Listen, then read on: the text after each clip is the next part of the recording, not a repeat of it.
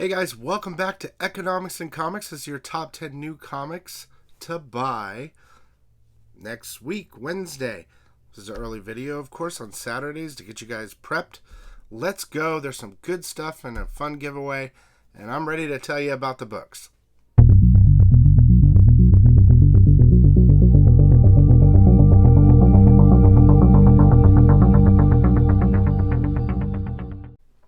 Alright, sickos.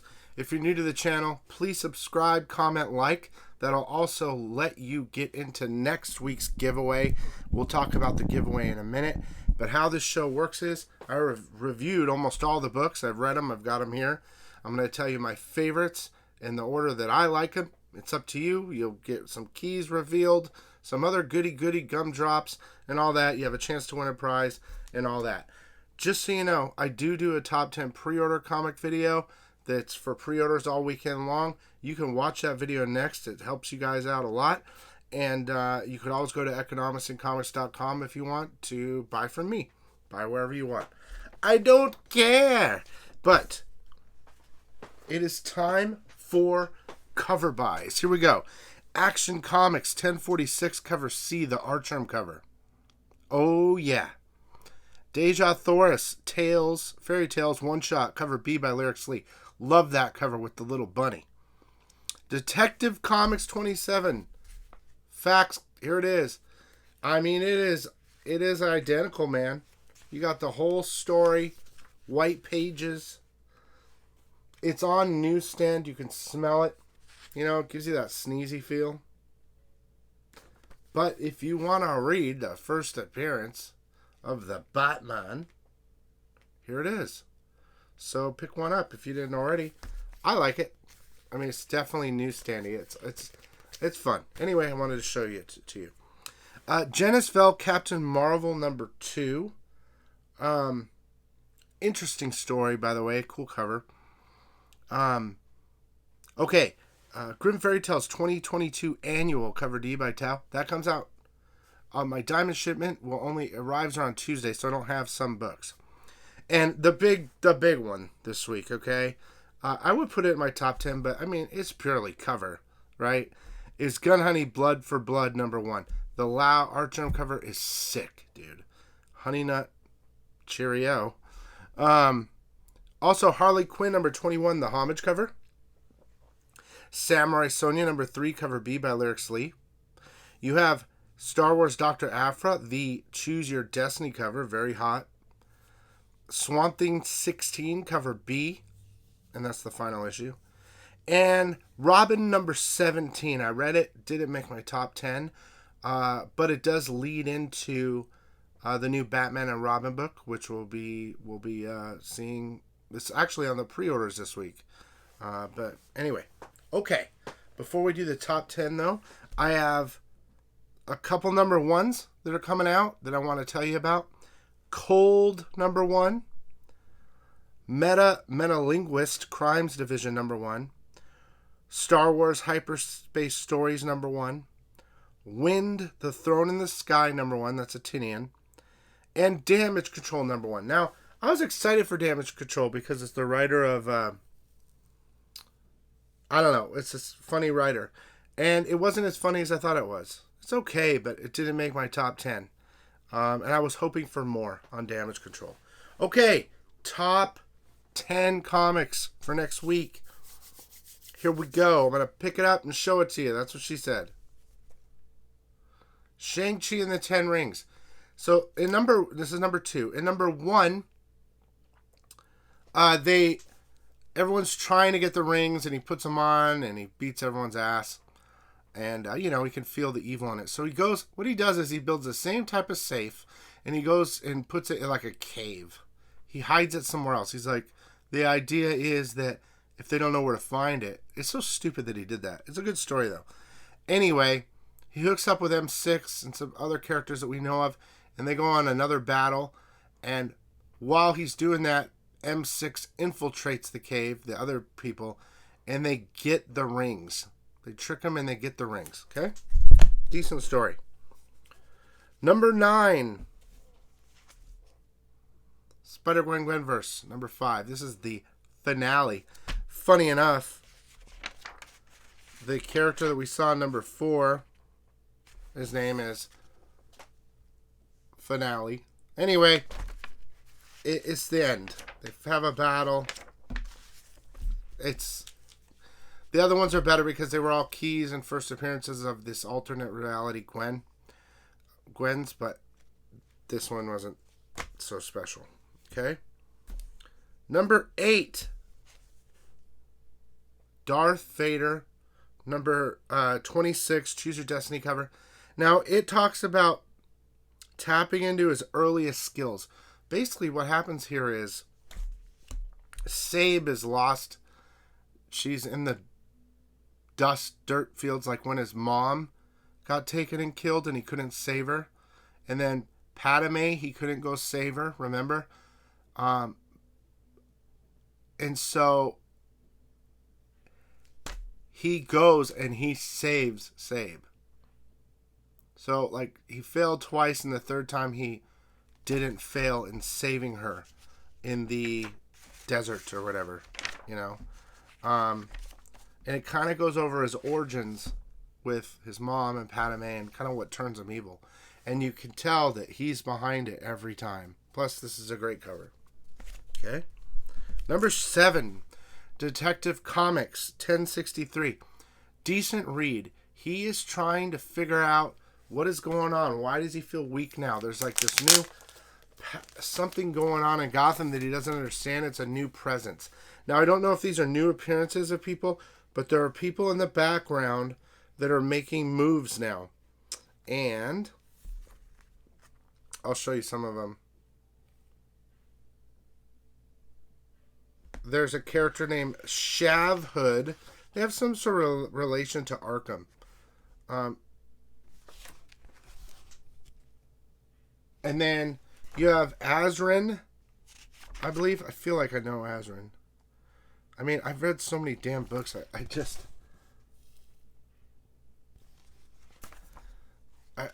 get lost. There's so many names, so many similar names. And there's another character. And he's trying to find out what's going on. Meanwhile, those characters are kind of going to get Two-Face back to his fighting ways and evil ways. Because everything's kind of changed in Gotham and Detective Comics. But it's a decent read. So that's why I put it at number 7. Number 6. Okay, we all want to know. Amazing Spider-Man. Number 8. That's the new costume that Norman made for Spider-Man. And you have the glider. So in the last issue, Vulture is trying to kill him, dropping him from really high in the air.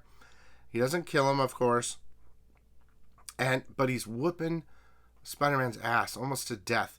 So Spider-Man calls Norman and says, I need your help. So he says no.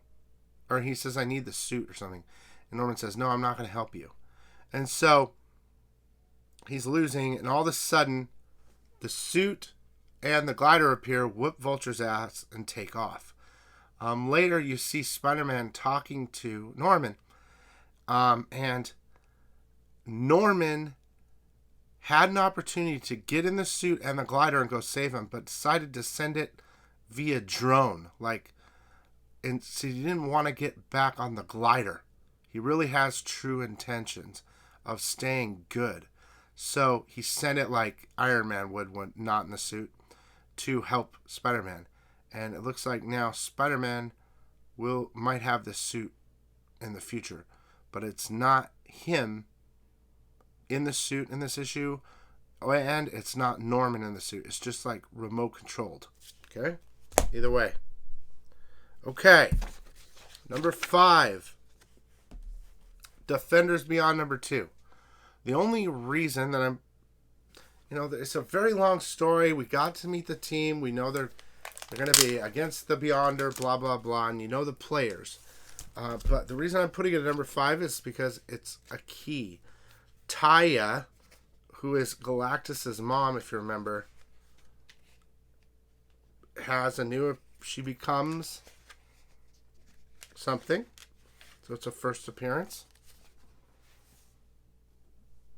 So Galactus's mom is now has the power of the Phoenix. OP, wouldn't you say? So I'm looking into what Defenders number 3 has to offer. But that was a first appearance, so that's how it's going to go this video. Number 4 is also a first appearance, I believe. Fantastic Four 46. You get to meet Joanna, his Reed's half-sister. I'll show it to you here. They do a lot of time hopping and stuff, and Reed's trying to bring her in the family fold with all the other family after the last couple issues where he almost died and all this stuff. This is a classic homage cover. I'm not sure. It could be if I'm not mistaken, that was when She-Hulk was joining the group and they were all looking and She-Hulk's hand was sticking out, like, I believe.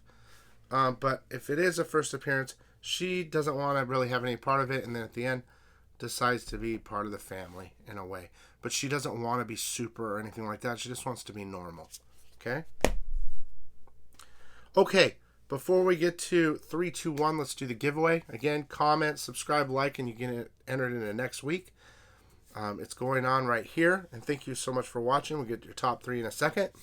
Brandon Scott, you won, brother. Thank you so much. So, I'm going to give you this Lady Hell number 1, 1-in-20 ratio.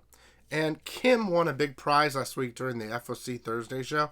She said spread it out through the SICKO. So, I'm going to give her one of her books that she said to give away. It's a 1-in-7 Lyrics Lee.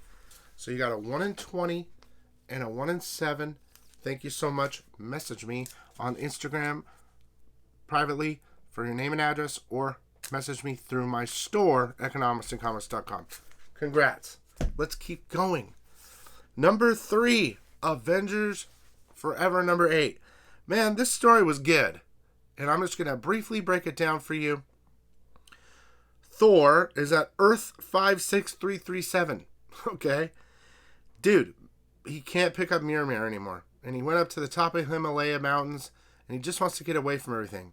What's funny, though, is Mjolnir, I like to call it Mjolnir, follows him everywhere just to piss him off. Like, knowing that he can't pick it up, he follows him everywhere. And it just drives him crazy. So, Lee Kung comes, one of the Iron Fist dudes, and says, I can help you, train you, and you'll be able to pick it up. And so he takes him, and he says, you can become an Iron Fist. So he goes, and basically what he says is, dude, you're powerful. What you're going to do is you're going to punch the Mjolnir all the time. And he trains forever. That's why his fist looks like that, right? To where the point where he's getting stronger and stronger, and Mjolnir starts to run from him. Because he's going to destroy him by punching him over and over. Eventually they have a huge fight, him and the hammer. And the hammer basically backs down. Then Lee Kong fights him and says, well, I was training this, but this and that. He said, I thought you said I'd become an Iron Fist. He's like, no, dude.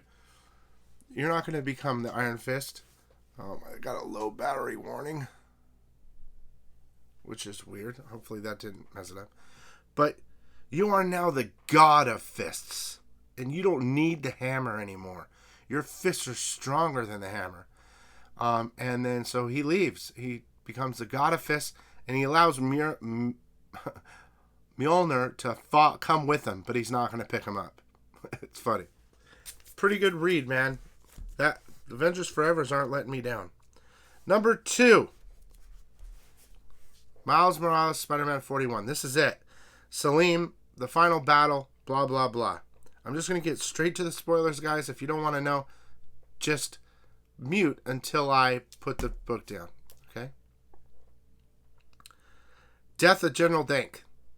Dank takes Salim up in the sky and blows up. Okay? So death of Salim too. And there's a point where I'm going to show, don't pause yet. I'm showing that they're talking about Billy, his sister, right? And she becomes, even though she already is, that I guess this might be hinting to a new storyline that we might see. She becomes the spectacular Smasher or whatever. So maybe they're going to do a run with her called The Spectacular. That's my guess. But if anything, that would be the first appearance of The Spectacular. Anyway, there's a lot of keys, deaths, and it's kind of finalized, and they're back home now. Okay? And number 1 is Carnage. You guys, the read is good. It's so good. So I'm going to tell you what goes on in this book and what happened. So we left off last time with the elves. And Carnage is there to try to get one of the hellhounds. And the elves have these battle with themselves, and whoever wins gets their own hellhound or whatever you want to call it. So he brought the artist with him, of course, and he gave the opportunity for the artist to kill the other new character, elf guy that's the first appearance, to kill him while he's taking care of the hounds, right? So the elf captures Kenneth, the artist, right? Okay. Now, anyway, meanwhile, Carnage kills all the other ones. He kills all the other elves, okay? And the elf with the artist decides to let the artist, the serial killer, go and help him hunt down Carnage, right? He gives him a chance. He gives him a chance, right? So, meanwhile, they finally meet up, right? The elf gives him this knife, too, to help him hunt down Carnage, right? So,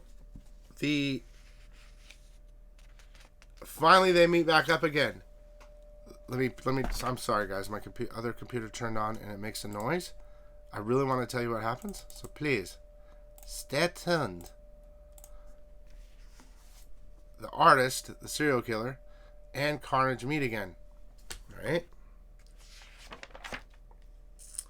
And Carnage checks out, says, "Check it out, my new prize." He's got one of the hounds, and he's named him Spike. Okay? And he says, "Well, what happened? I left you with that guy. Did you kill him?"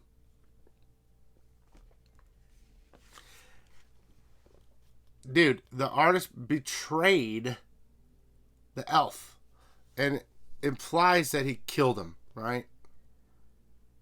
And proved himself to Carnage. But what Carnage really wanted to do was say, you had to separate yourself, like I did with Cletus, from like all this stuff and become your own type of thing. And that's why you had that opportunity. So they take off. The serial killer killed the elf, we think. And Carnage now has his new hellhound, Spike. And they're just continuing on their journey. There's a little thing with the detective at the end. And I am loving this read. Now, if you watch my previews video, you'll see my pre-orders video next. It's my top pick, number 1. On my top pick for that other one, for number 6. And it shows him as like a demon god. Dope-ass cover. This book is not letting me down. Ram V is killing it over at Carnage. Thank God. And that's it, sickos. I want to say thank you so much for watching. I really appreciate you guys. Please share the video. I don't know if you can share it or not. I don't know. Or whatever. But please check out my top 10 FOC video. And those orders will be due tomorrow night at 9:30 p.m. Eastern at my store. Thanks again for watching. I'm going to take the rest of the day to ship and take a day off. Okay, so thanks again. Stay sick.